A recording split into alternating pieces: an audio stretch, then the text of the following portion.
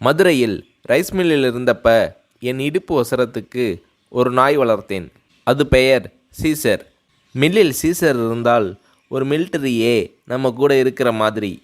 ராத்திரி நான் தூங்கும்போது கூட கல்லாப்பட்டி சாவியை சீசரிடம் கொடுத்துடுவேன். ராத்திரி முழுக்க சீசர் சாவியை தன் வாயால் கவ்விக்கிட்டே தெரியும். உயிரே போனாலும் சரி, என்னை தவிர வேறு யாருக்கிட்டையும் அதை தராது. சீசருக்கு முன்னாடி யாராவது என் முதுகில் தட்ட கையை ஓங்கினாலும் தாவி கையை பிடிச்சிடும். அந்த அளவுக்கு விசுவாசமான தோஸ்த். அந்த நாய் செத்துப்போன பிறகு எங்கள் வீட்டில் எடுத்து வளர்க்கின்ற எல்லா நாய்களுக்கும் சீசர்னு தான் பெயர் வைப்பேன். கல்யாணமான புதுசில் ஒரு சீசர் என்னோடு இருந்தது. அப்போது பிரேமலதா என் பக்கத்தில் வந்தாலே சீசருக்கு கோபம் வந்து உருன்னு உரும ஆரம்பிச்சிடும். பிரேமலதா எனக்கு பயப்பட்டாங்களோ இல்லையோ, சீசருக்கு அப்படி பயப்படுவாங்க. அப்புறம் கரிசோறு ஆக்கி போட்டு சீசரையே கட்சி மாற்றிட்டாங்க என சிரிக்கிறார் விஜயகாந்த்.